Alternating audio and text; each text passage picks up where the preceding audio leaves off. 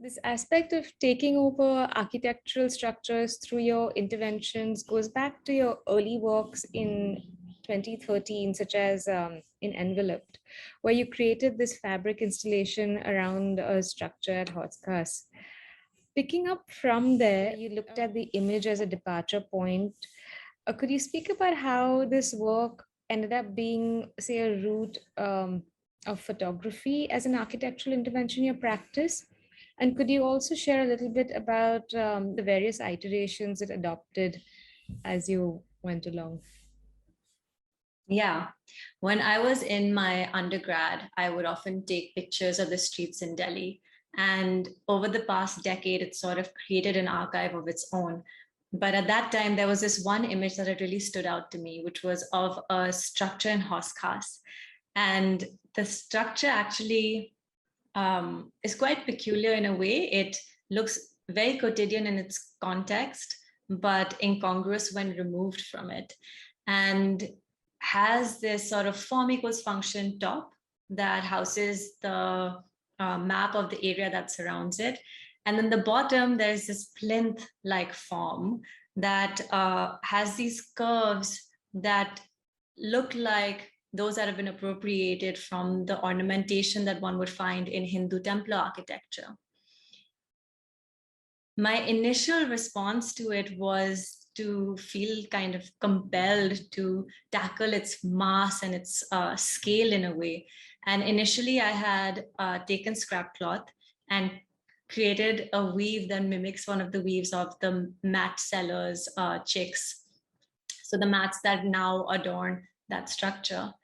Now, initially the structure was built for one purpose, was being used as a commercial space by the mat weaver. So the documentation of that gesture is the work that you're referencing called Enveloped. But at that time, I was really struck by its form. And I had my degree show coming up, had decided to recreate that structure from an image of it, but also from the memory of sort of tackling its scale. So in terms that I remembered the length and the width of it in relation to my body. So I look at the structure work as the translation of an image. But also at the same time, I was studying post-colonial theory, which had led me into looking at architecture, but also looking at Indo-Saracenic architecture, which is what comes in when we're colonized. And there's a lot of appropriation from various cultures that bring in these like forms into the sort of recognizable local. And the structures form for me took me deeper into that research. So the idea with this work was to strip it of its previous or even present connotations to then reference directly to its form. After the exhibition, we had to break that structure down. So we go from making a physical translation of an image to now flattening it further, but trying to recreate it as a space to be entered. I was invited to show work, and at that time I was thinking about this structure over and over again, but it was something that existed, one, in my memory, and two, in the documentation of the work. And so I decided to print out the documentation as a image on cloth, but to the size of the actual structure. So to that 12 feet by 8 feet. The original structure as well is the same size. And the work, when hung in space, where it's not stuck to the wall, starts to look like an invitation into a space within a space, but also the invitation into the memory of a space that no longer exists. So my relationship with images or image making is sort of not what lens-based conversation might be, but there are so many ways in which images and photography feature in my work, whether it's at the beginning of the thought or the final work itself, whether it's documentation that initially leads to research, or documentation that is the work that the audience encounters in a gallery setting, my practice just won't exist or would not exist in the same way without images. Intervention of space through photography and the way you make your audiences rethink a space architecturally as well takes place not just through your sculptural line drawings, which one encounters so often, but also through the image of very strong architectural forms, such as the column itself.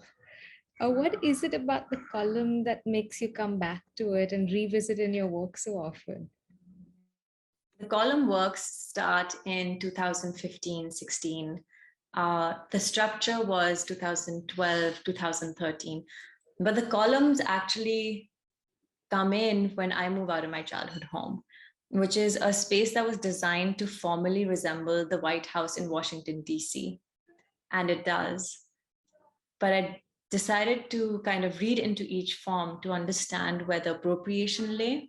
So columns that looked like Tuscan columns or the balustrades, for example, did not follow a classical order, but alluded to it. So I began looking at other homes around Delhi and realized that there were these architectural strategies where they may be a row of columns on the facade of a building that do not structurally hold anything up. So they're not there as structural elements, they're there as decorative elements. Or the part of the house might protrude a little so that columns can take place. But also with balconies, for example, there might be a balcony placed in front of a blank wall or a window. So, there's no door to access that space. So that space is not in use, but is there for other purposes. So what is that purpose? When we're thinking about columns, we're going back to look at Egyptian, Greek, Roman architecture. So we're looking at the beginning, which is temple architecture.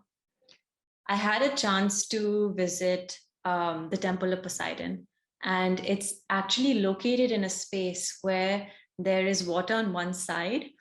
And I was there on a very windy day. So the water was jumping and hitting itself against the shore. The temple is on a raised platform, and then you have the huge colonnade, and you get to see it.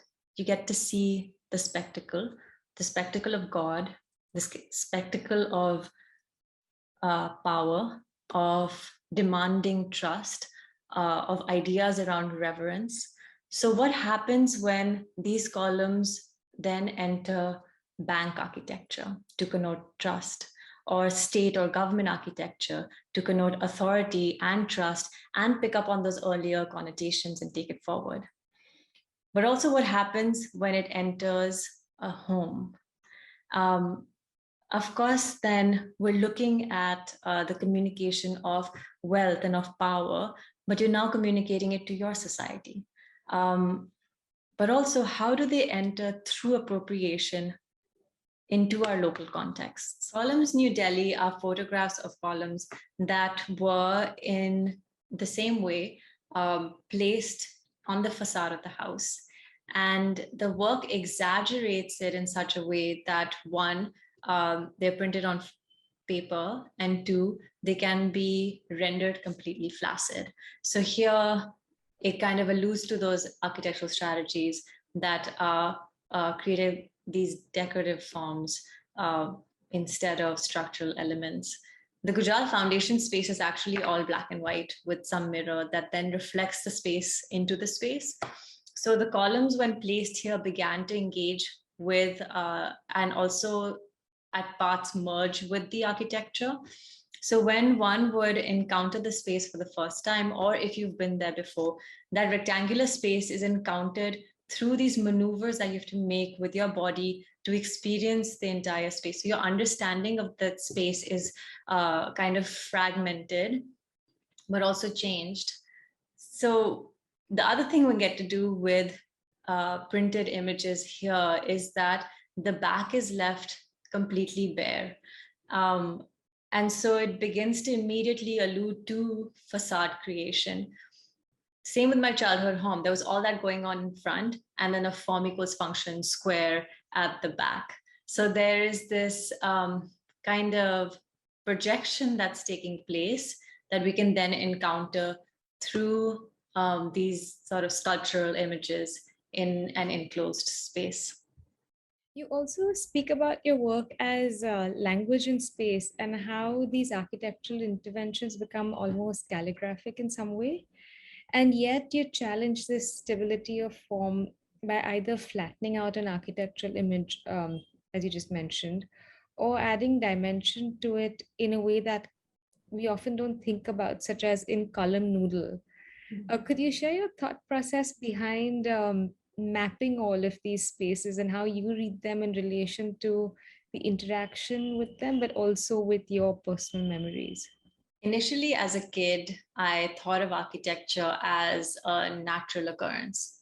It's kind of just how we're introduced to the world, you know, without realizing the intention behind material, form, where a building is placed in reference to urbanization, what form is being picked up from when, what connotations is it carrying with it, who is creating that building, and for whom.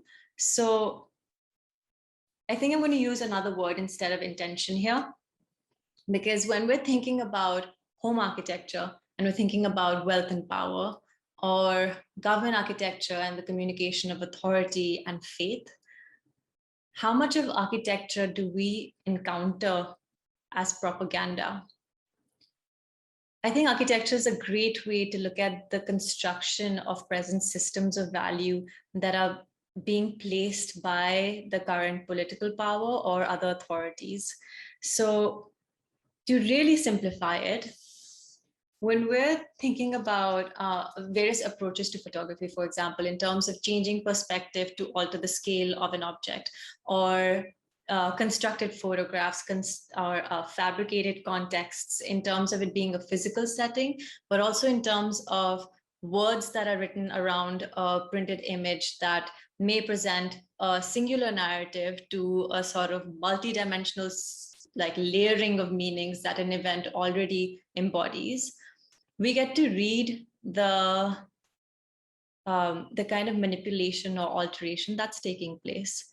And so much of facade making or facade creation is image creation. When something's being constructed, what are the religions, cultures, histories that it's referencing, and whose histories are these? So same with restoration, same with destruction. I think that not only is the present defined or present systems of value being constructed by these moves, but architecture survives for generations. So parts of these do perpetuate into the future.